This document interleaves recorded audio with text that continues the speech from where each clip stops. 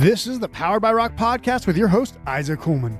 You're about to discover the most entertaining rock music podcast on the planet, filled with the best stories straight from rock musicians from all over the world. Rock music isn't dead. It's getting better and better. It's time to start paying attention again. With that said, let's get this party started. The mountain's gonna rise and fall by me.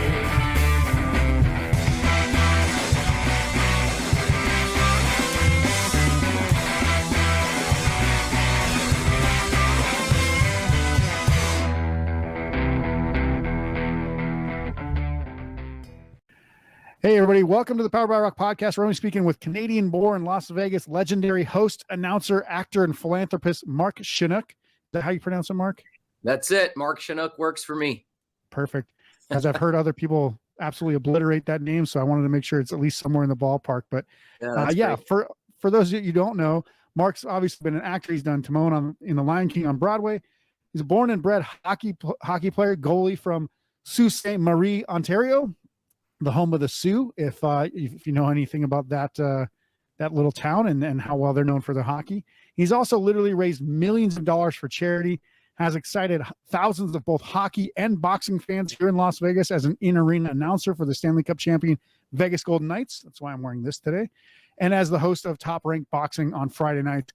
And he's helped cultivate the music and performing arts in Las Vegas through his venue called The Space, where musicians both national and local have performed in the state-of-the-art multi-purpose event space. If you live in Las Vegas, you have almost certainly seen his face, and I'm glad I finally have the opportunity to have a conversation with him, talk about all of his contributions to the city and help in supporting Las Vegas DA. Hey, Mark, welcome to the show. Thanks for having me on, man. Honored to be with you. Thanks for considering me as a guest. It's cool to always come on shows and talk about what we got going on, but when you lead out with the community, that gets me excited because that's pretty much everything we're about over here at The Space. Yeah, and that's one of the things that I think reason why we even connected in the first place is because we were talking about the Vegas-born artist of the game that's shown at the Vegas Golden Knights games and stuff like that. But whether it's through music or through your charitable contributions, you've been in this community for a while now, and so I think kind of what I want to talk about first is, this is a rock music show, first of all, but we'll talk about rock music, your ties to it here in Vegas and beyond. But I think the first thing I want to speak to you about is the passion that you have for everything you do, because you're not a behind the scenes kind of guy in any sort of the way, at least from what I see. I mean, you're the guy that's out there. You have the ability to energize an entire crowd, go out there with, Monday's Dark, which is what's going on. You see that in the background. We'll talk about that a little bit later, but you harness your energy and put that out every single time that you're, in front of people. Right. So I just want to know, first of all, how do you keep that energy going and what keeps that sustained energy for Las Vegas community? Yeah. First of all, it's a job, but it's a job that I love. So anytime you love something that you do, you don't really consider it work. Like you mentioned, I started out as an actor. That's what I wanted to do. Actually, prior to that, I wanted to be a hockey player. And then you figure out, hey, I'm going to do something else. And I was fortunate enough to call myself an actor and live in some great cities. I was in New York City for almost a decade, Los Angeles for about the same amount of time. And, I just had a love for the stage.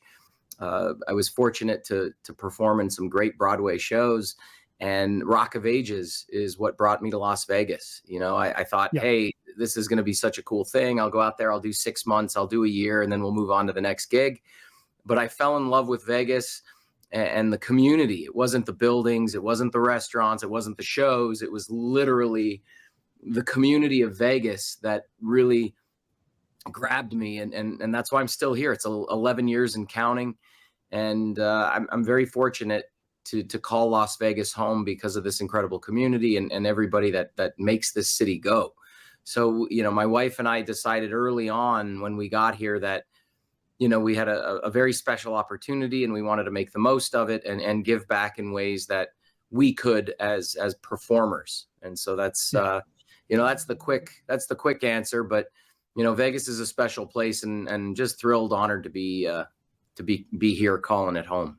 Yeah. And for anyone obviously who doesn't live here, I mean, you have the acting, I say you had the acting bug early on, but then obviously you were still playing hockey, right? So you wanted to go through with that. But let's talk about the young Mark and playing hockey as a goalie and so on and so forth. What at what point? I mean, obviously you get to a certain point where you're like, well, it's just going to happen for me. But how did you kind of, obviously your dad owns a team in Sault Ste. Marie. So where was that progress for you, or that progression for you that was like, okay, I've got to the point where I'm at? You even played, I think, in the Canadian Hockey League, right? So you got to that point and then you just decided. Talk to me about that process. Yeah, that was a tough time in my life when I look back on it, and I get asked a lot, how did you end up a Broadway performer after being a hockey player? And there's really no clear answer. It's just, you got to figure out what you want to do next. Yeah. And I got to the point, like you said, in my hockey career where it wasn't in the cards for me. I was a third string goaltender in the Canadian Hockey League for a team that doesn't exist anymore, the Belleville Gold. I was jumping around from the minor leagues into the Canadian Hockey League, all over the place. And, I think when I look back on it, if I was a little bit more mature as a young man back then, I may have stuck it out and I would have found a way to continue playing hockey because I thought I was good enough to keep playing. Yeah. But sometimes the cards just don't fall the way you want them to. So that was a tough call with my dad. I said, hey, look, I think I'm going to come home and finish school in my hometown. And that last year of high school was sort of a defining time for me where I had my hand in a lot of things. I was playing hockey. I was trying out theater on stage for the first time in my hometown. I was playing football. I was doing whatever I could. And then, after school was over, I said, hey, look, you know what? I'm going to go to New York and try this acting bug, which I had acquired. And, it worked. It wasn't easy by any means. A career in entertainment, in any form of entertainment is challenging. And so I had a wonderful family supporting me. I'm the youngest of 5. And my time in New York was really special. I have a special place for that city in my heart. I think many people who have lived in New York City will always hold New York special. But I was fortunate. I just busted my ass and worked really hard to create opportunities in an industry that sometimes doesn't have many opportunities, right? People can venture off and want to be a successful professional in entertainment, but never get the break or the chance. And I was lucky enough to call some shows home for a little while. And like you mentioned, Lion King, and then Rock of Ages is what brought me to Vegas. And, just very fortunate, very grateful for those opportunities. And much like sports, those people become your lifelong friends. You share a locker room in sports, you share a dressing room in theater, and it's very similar. There are some synergies there and similarities that are what you wouldn't expect, but you develop amazing relationships with your teammates and your cast members, and they become lifelong friends. But there was no real moment that I can think of that said, I'm going to go to New York all of a sudden. It was just, it just sort of, came about, and I got that acting bug, in late in high school, and I just went after it. And again, it was a time in my life that I look back on, and it was pretty special, to call New York City home, and that community of entertainers and professionals. The theater scene in New York is something special, and it's something that I hold near and dear. And, having that opportunity to bring that to Las Vegas is also something really cool. Yeah. And so obviously we talked, Rock of Ages brought you here. Obviously you were in LA at the time from memory. And, Rock of Ages is, for anybody who doesn't know, I mean, it's obviously a rock musical, rock opera, whatever you want to call it, however you want to say it. But I mean, it's got those, Journey and Def Leppard and all those kinds of songs in it. Right. So like, it's a very, big opus type it's a big homage to rock music. But this being a rock music show, obviously we got to talk about that. So bring me back. So what I always tell people is, when you're growing up, at some point you kind of stop listening to music, at least for a while, and you kind of just stick with what you know. Like most people I know don't listen to anything except for what they listened to in high school. So let's go back to Sault Ste. Marie. What jams were you blasting as a youngster, and how has your music changed over time? Because I was the youngest of 5, there were various types of music blasting in our house all the time. I had a brother that was a classically trained pianist, or he tried to be, so there was classical music being played. My parents were the typical Neil Diamond, Johnny Mathis, Rat Pack vibe. And then I had a brother who was into rock and heavy, and a sister who was into all sorts of stuff. So the music scene in our home was really cool because it was all over the place. Yeah. Personally, for me, if I think back and have specific memories, high school, obviously everybody has their high school memories. I was into the Counting Crows, can't lie. Okay. The Counting Crows were my boys, and I had the privilege to see them recently at the Pearl Theater at the Palms. So it was kind of cool to reminisce and literally sing out loud every song that they started rocking out. But I was fortunate in a sense that I had a big family and a lot of musical influence. So it was bizarre. I didn't have just one lane that I stayed in. I pretty much got into everything that my brothers and sister were playing. And so I think that worked in the long run for me when I started, doing my own thing in entertainment. I had all these memories and these experiences that I could draw on with very specific memories of music, and so. Yeah, we were in an isolated city. Sault Ste. Marie, Ontario is 5 hours north of Detroit, Michigan, right on Lake Superior, St. Mary's River. And it's a beautiful city, a beautiful place to grow up. But we were limited to who came through for concerts. I remember one of my first concerts was a guy by the name of Roger Whittaker, like some old school dude who whistled and was kind of folky. And then, a couple weeks later, like you said, Def Leppard rolls through and plays a small hockey arena in Northern Ontario. So you can imagine those concerts of just about 5,500 people. That's it. It was pretty cool. Shania Twain, obviously, on the countryside, rolled through at one point early in her career. And it was remarkable to see the city embrace artists come through, because they knew how special it was for them to make the effort to come to Sault Ste. Marie to perform. That's a little different now. The city has, grown over the years, and we have a wonderful facility, a brand new hockey arena. Well, maybe it's about 10 years old now.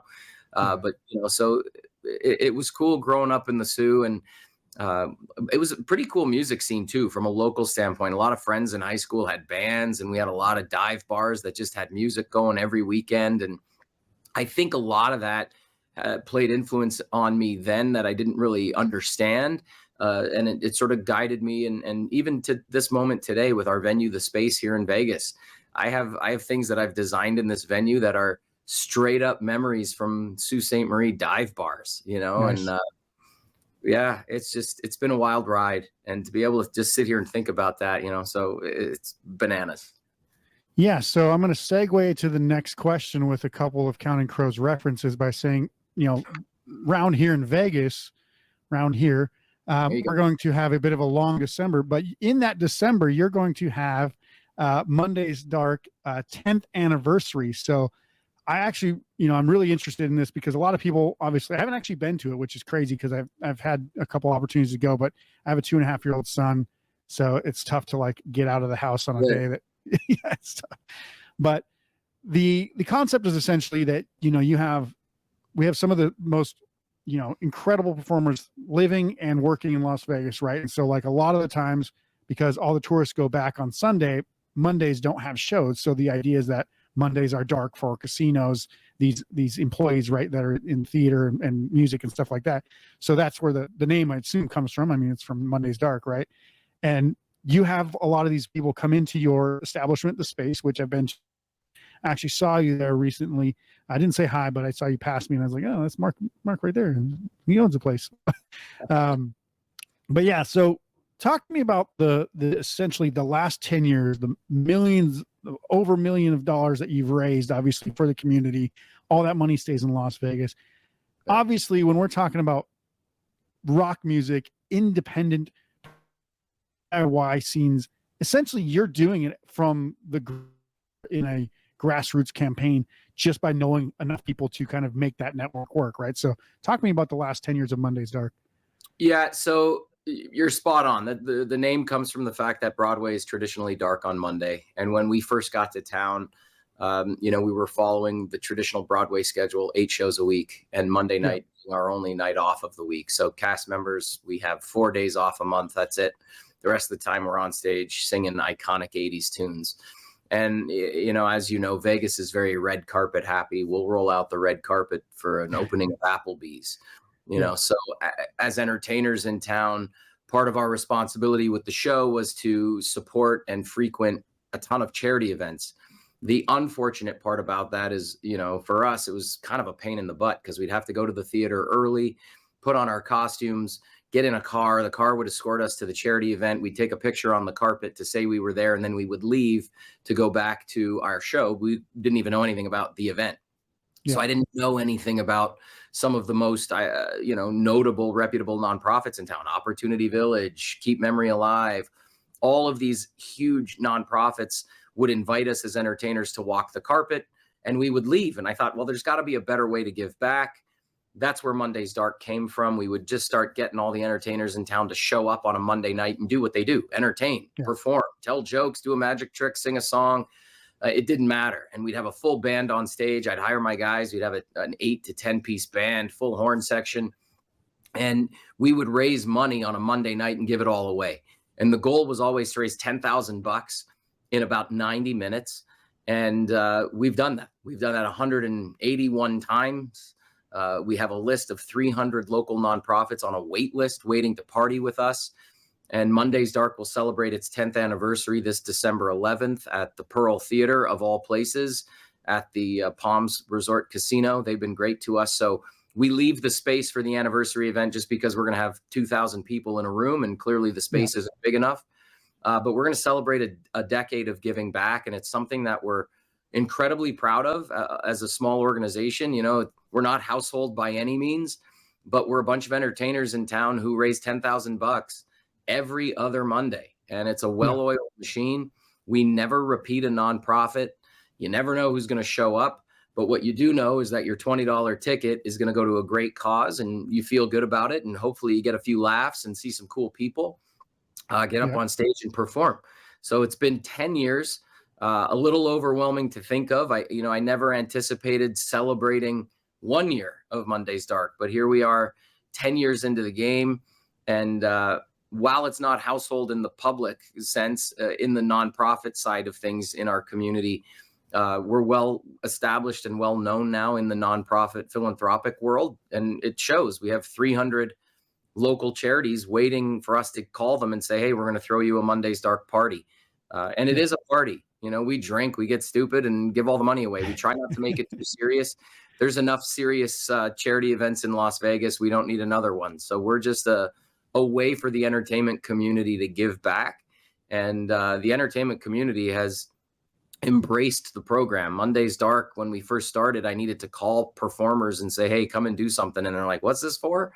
And now it's the other way around. You know, entertainers hit us up and say, hey, we want to come and perform at Monday's Dark. Would love to donate a song or donate a 5-minute comedian set or a magic trick. So it's been good. It's been really good. And it always, that cheesy line, it feels better to give than to receive. I think everybody who works for Monday's Dark or volunteers their time for Monday's Dark has bought in. And we've got a very special team here at the space and Monday's Dark continuing to give back to this great city. Yeah. And that's one of the things that like I said, when we actually first connected is because of your kind of, I guess, continuous support and help in developing a local community, right? With the Vegas Golden Knights talking about artist of the night or whatever. And then, you as the owner of the space, you actually help cultivate indie and DIY music here in Las Vegas by allowing them. And I know, like, obviously there's local promoters, there's local bands, but you basically, what I understand, and I'm not going to try to like give away the contracts or anything like that, but basically you help them put on these shows so they don't have to go out of pocket too deep. You basically cover some costs and say, you guys can throw a show here. If it helps the scene, you're all about it. So you don't have to do that. Like, that's an interesting thing for you to do that. The space is a very, very nice venue. And when people come there, you see the bar, you see the bathrooms, they're really nice. You see the venue is just incredible. Like it's probably a 300 person venue from what I can account for. And I'm like, the sound system, the stage, everything, the security is all professional. It's really well done. So, that was one of the things when I look at, going into a venue and I'm like, holy crap, like this guy is really trying to do something nice for the artists here, the people growing up here in Vegas. Like I didn't grow up here, but I've been here for 17 years now. My wife is born and raised here, but I see like these guys that are, 22, the kids that are 22, 21 that have lived here their whole life now playing in a venue like that. And I'm like, that's really cool. Like there's very few venues in town where kids can go, right? Like it's an all ages venue, even though you do have a bar, it's kind of off to the side. It's not in the venue. So what is your kind of, from your perspective, I guess, what do you feel is like, how are you supporting and contributing in this way? And why do you do it? Because it's not something you have to do by any means, right? You should be my agent. First of all, thank you for all that. I think when I go back, the space now, Monday's Dark celebrating 10 years, the space will be 7 years old. When I embarked on opening a venue, the space, it was primarily to house Monday's Dark and create a community center for some kids programs, home to Monday's Dark. And quickly, with the team that helped me make it happen, we established a pretty cool venue, like you said. Yeah. And I think it would be a miss if the venue wasn't serving the purpose that you just mentioned, which is trying to cultivate and provide a place for our local scene to be able to work out of. And the big factor is cost, right? I remember when I was in New York City and you wanted to produce a play or produce a show, 90% of your budget went to a venue, to just call that place your home for a little while. So, we're still just scratching the surface, but I want it to be very clear. And thank you for having me on, because your platform is allowing me to, speak about this and people hear it from the horse's mouth, right? Because there is a lot of chatter out there about what does it cost to play the space or not. Yeah. And to your point, we always want to make the space available to our local music scene. So for example, the first thing that we offer is a simple door deal, right? Where there is, to your point, no out of pocket for a band to play the space. However, there are operating costs. I don't need to make money at the space off of a local band, but what I don't want to do is lose my shirt on having to pay my staff in order for that local band to play here. So what I've established with our team is a straightforward door deal. My operating costs to open are transparent. I got to make about $1,500 to pay everybody from our parking attendants to our lighting guy. And when we unlock the doors here, we have parking attendants, bathroom attendants, 2 bartenders, 3 security guards, a production stage manager, a lighting technician, a sound technician, and a front of house manager. So those are 8 people that come to work and operate at a very high level so that your production is treated like $1 million. And the reason for that is I'm a performer. I know how I want to be treated when I walk into a venue, whether I'm going to sing some Broadway tunes or some Journey hits or hosting a fight at Madison Square Garden. I want to be treated a certain way. And so everything we do here out of the space starts right there with that front-facing service for the artist. So when going back to the door deal, if my costs for the night are $1,500, then the first $1,500 in ticket sales will stay with the space. The rest goes to the band. So it's an easy way for both of us to cover our costs and make money. And then also we're in bed together, right? We're both wanting to sell X amount of tickets. And so based on your ticket cost, if your ticket is $20, well, 100 tickets sold gets us to $2,000 in revenue, just like that. And most of these bands, if it's 2 or 3 bands on the bill, can do that easily. And capacity wise here, we can go up to 400 standing. So if a band puts a bill together, a local band gets 3 other bands together and they each sell 50 to 100 tickets each, we've got a packed house. And those bands are going to walk away with $2,000 to $3,000 in revenue, playing a venue that I think sounds and looks incredible. That's where I put all of my effort and energy, simply because, again, I'm not going on stage somewhere without a great mic and some great lighting. So I put everything, all of our focus and attention is to making these bands look and sound the best they possibly can be. Hey, the lyrics and the song is on them, but we're going to make sure that they look and sound great. And they have a great time doing it. Another thing for us at the space that I got to give a big shout out to my parents on, when we were doing these Mondays Dark shows early on in year 2, 3, 4, 5, they, like proud parents, they were always like, hey, send me videos, send me pictures. I want to see the show. So what I did well before the pandemic was go out and figure out how to live stream content to my parents privately so they could watch the show. Yeah.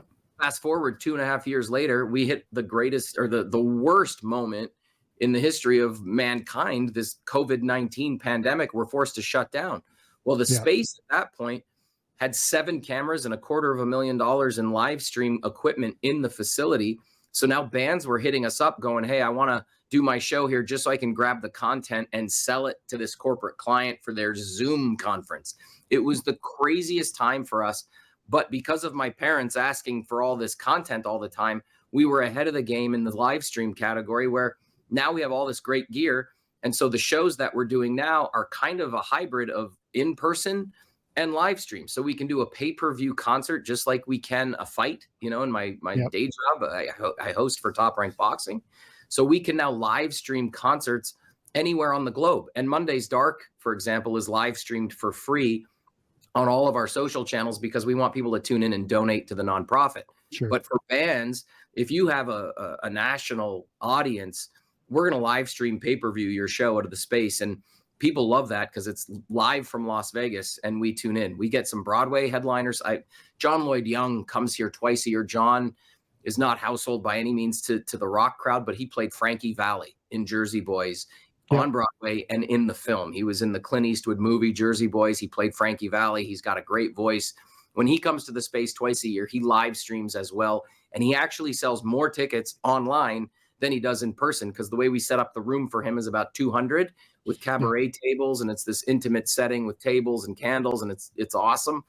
But he's doing 400 live streams any given night. And that revenue for him is remarkable. And he's so proud of the space. He calls it his home. It's his Vegas place to play.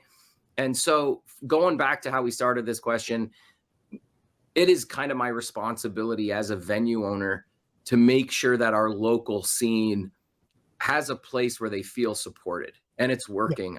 I get messages from local bands saying, hey man, thank you so much. I never thought in a million years that I'd be able to play the space. And they walk away now with the content as well. We'll turn the cameras on and record those shows for them. And they get that content to now market on all their social channels and use that video content for other gigs, selling it to agents, managers. I'm a big fan of community, obviously, with our Monday's Dark brand. And it just carries over into the space and to the music scene.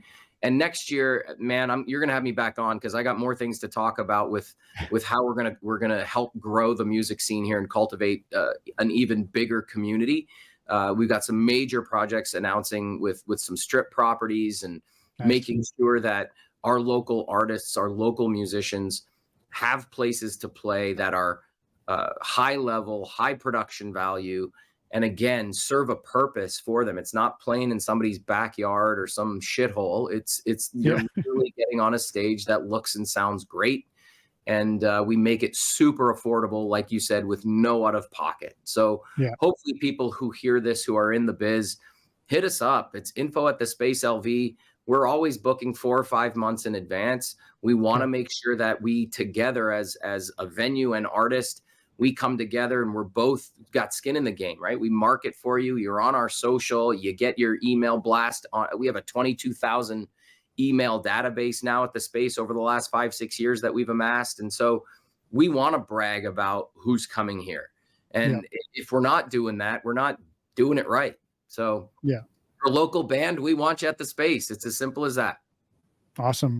And I mentioned that I did see you recently, and that was actually the last time I saw you was when you did the Life is Beautiful Festival competition finals. Now, obviously you did the I think there was like semifinals and finals, basically like 5 bands competed on a couple different nights, and then the finalists all competed together.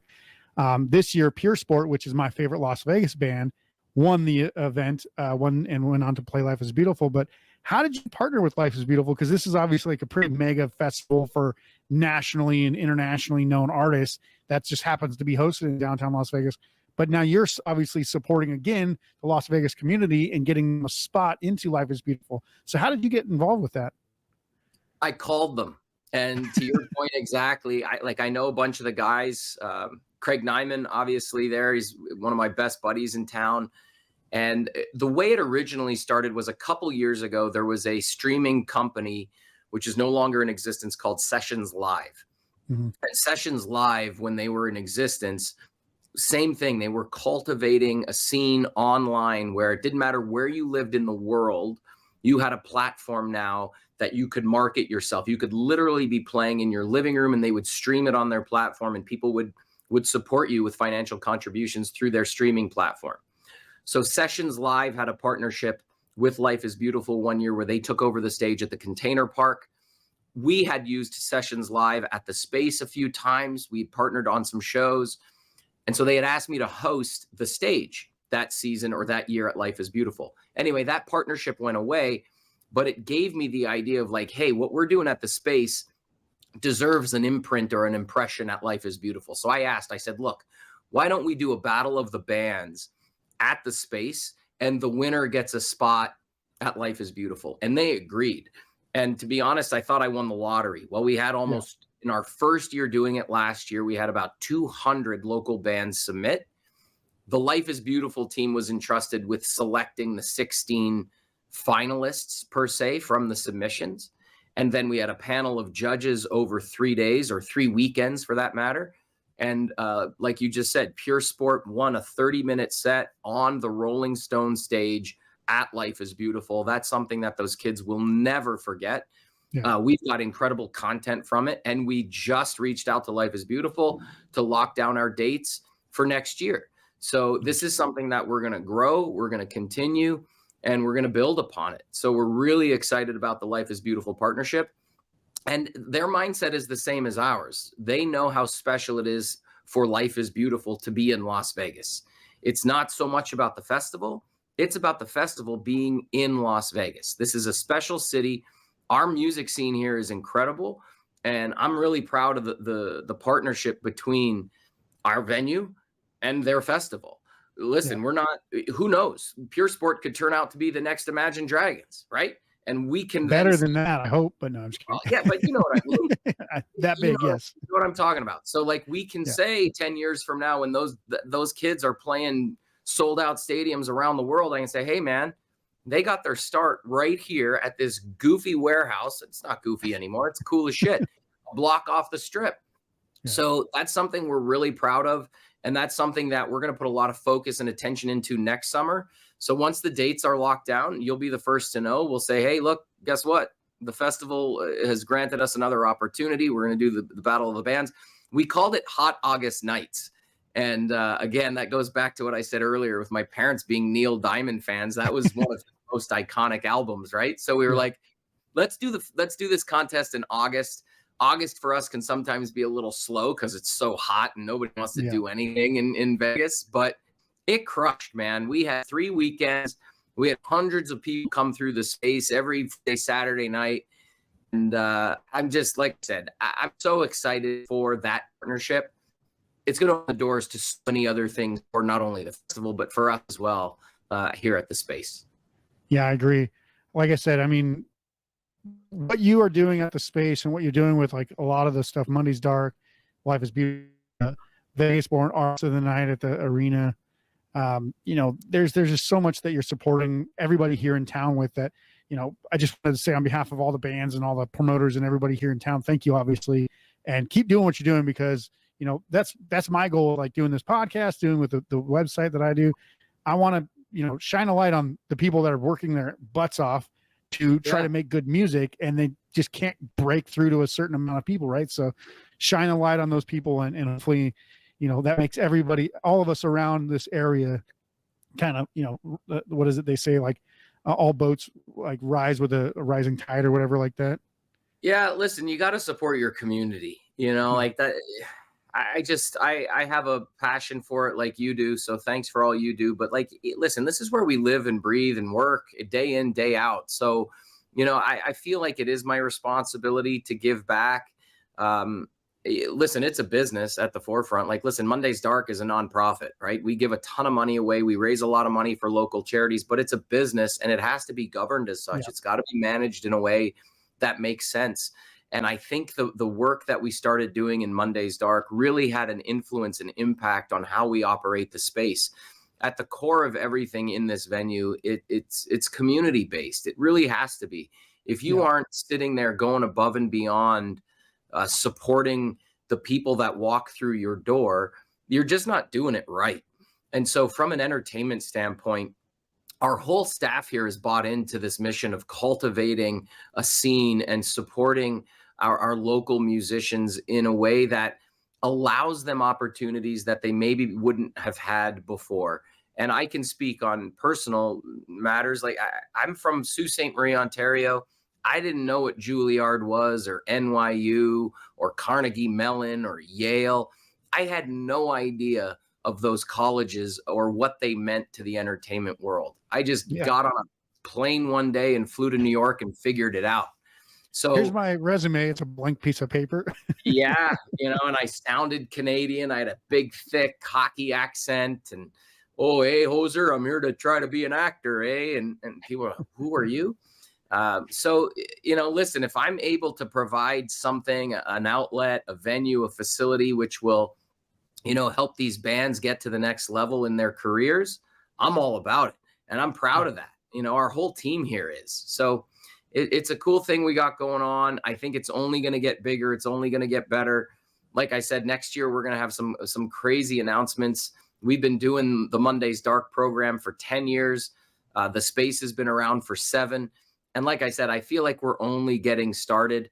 Obviously, I work full time in other areas, like you mentioned, Golden Knights, Top Rank Boxing on ESPN. So this truly is a passion project for me. It's not a revenue generator. I don't make a living off of the space in Monday's Dark. Monday's Dark's all volunteer, and the space is designed and built from a business standpoint to operate itself, where there's enough money being generated so that we can keep the lights on, we can keep a few staff members happy and fed, and then the rest goes back to our entertainment community. That's super important to me. I remember the days of being a starving artist in New York City, where, like I said, I would take every dime I had to make sure my rent was paid, and then I'd put the rest into my career. And it was a constant uphill battle. So if we can eliminate just a fraction of that for local bands, where they don't have to go hit up their parents for $5,000 to rent out a venue, we've done our job. And it doesn't cost or get arrested doing it in a backyard, right? Something like that. Yeah, exactly. Yeah. And again, you walk away with content and the pride of knowing that you put on a show in a cool spot. So that's really important to me. Yeah. I think, this is a good time to take a break. So we'll take a quick break and, we'll talk more, but I want to bring Mark back in for some hot seat questions. I think that should be a lot of fun. Some stuff about Canada. I think that'll be, interesting as well. So we'll take a quick break and we'll be back right after this. Running your own music career is incredibly difficult. Trying to get people to like, share, comment, listen, follow. It's all just overwhelming. Most musicians give up before they ever achieve success, and that's the worst. If you're looking for a better way to grow your music career, head to DIYrockcareer.com for some absolutely free training. It costs you nothing, and it could be the difference between hitting your goals and quitting your dream. Go to DIYrockcareer.com today by clicking the link below this episode. Then I lost my way. All right, welcome back to the Powered by Rock podcast. I'm here with Las Vegas legend Mark Shunock. Hey, Mark, are you ready to be put in the spotlight? I just don't like the word legend there. It throws me off. You're now a legend. You're part of the Stanley Cup champions. I mean, you're a legend. Love it. All right. The first question I have to ask you, as a guy who's born in Canada, Canadian born, how much do you love the shows Letterkenny and Shoresy? I'm going to be dead honest here. I've only did 6 seasons of Letterkenny, never watched an episode of Shoresy, but it's pretty much spot on. Letterkenny is a true reflection of Northern Ontario. They obviously shoot that show not far from where I grew up. And I know some of the guys on it. It's just badass. And it is a 100% authentic interpretation of what it's like to grow up there. Yeah. Well, I'll say in Shoresy, they specifically talk about how good the Sioux are at hockey. So I think you'll have to watch that. I think it's right up your alley. So I'll definitely take it in. yeah. Question 2, as hockey is a much more widely played sport in terms of percentage of the population playing it in Canada versus the US, what has been your perspective on seeing hockey thrive in Las Vegas? Listen, we have 300,000 full-time Canadian residents in Las Vegas. So I knew we were going to be in good shape when Mr. Foley got awarded a professional franchise.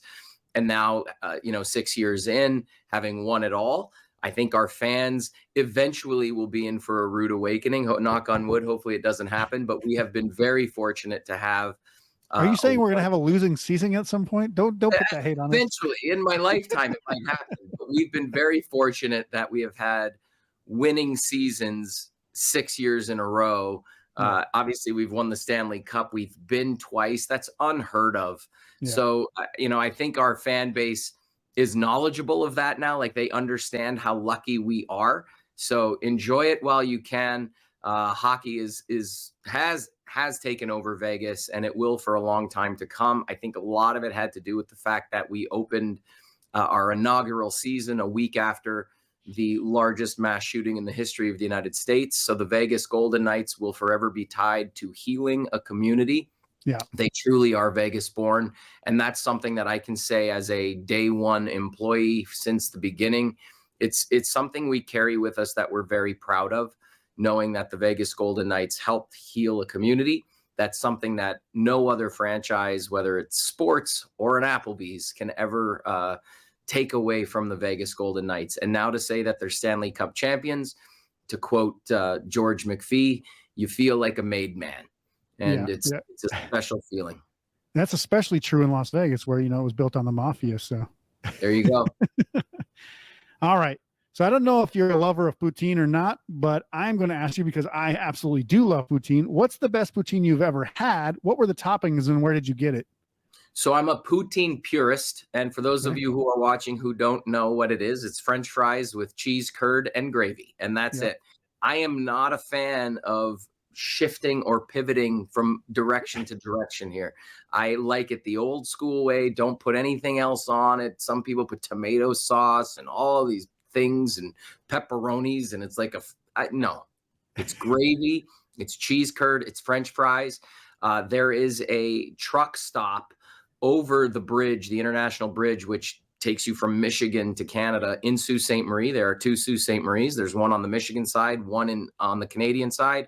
And there is a tiny cafe on the Canadian side that has been there forever in Sault Ste. Marie. It is the best poutine on the planet.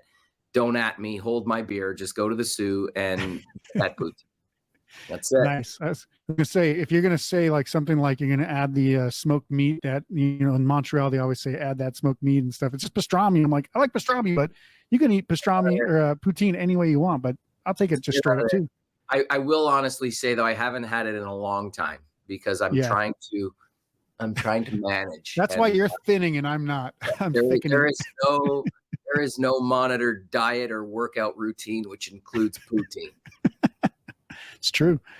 All right, question number 4. Let's get back to a music question. What are your top 2 to 3 favorite Canadian rock bands of all time? Oh man, Took. They're still doing their thing.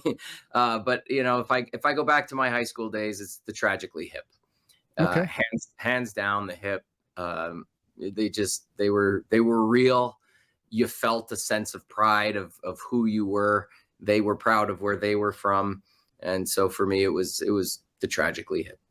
Very cool. All right. I'm going to ask you, obviously we're going to transform this question, because normally I say name four musicians who you put on your personal Mount Rushmore for being influential or whatever.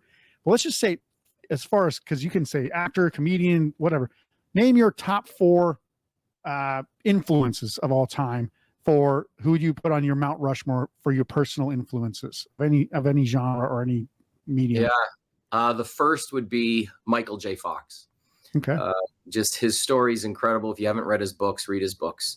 Everybody knows him as, Back to the Future, but Michael P. Keaton, or Alex P. Keaton, sorry. I had to introduce somebody to who Alex P. Keaton was the other day. They're like, what's that? I was like, are you serious right now? God, I'm old. Michael J. Fox is up there. I was a big, when I had the acting bug. He was there, obviously. I was always looking up to him. Paul Newman, without question. And as a hockey fan, I had Slapshot on beta. It was a little beta cassette and I had the privilege of meeting him and his wife when I moved to New York City and was working in the theater. So Michael J. Fox. Huge philanthropist for sure too. Oh yeah, like you can't buy a salad dressing. May not even like the salad dressing, but it's going back to a charity, right? So that's cool.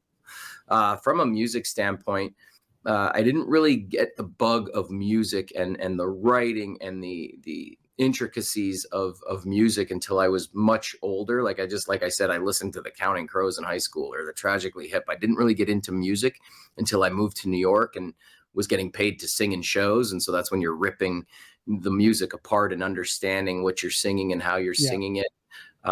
So, when I look back on those days of being a 19, 20, 21-year-old in New York City, the music scene for me really started with Stephen Schwartz and Stephen Sondheim. The two Stevens were really influential to me on the Broadway side of things. They're just their compositions, their shows were incredible. So those are the four, I think, for me: Newman, Michael J. Fox, Stephen Schwartz, Stephen Sondheim.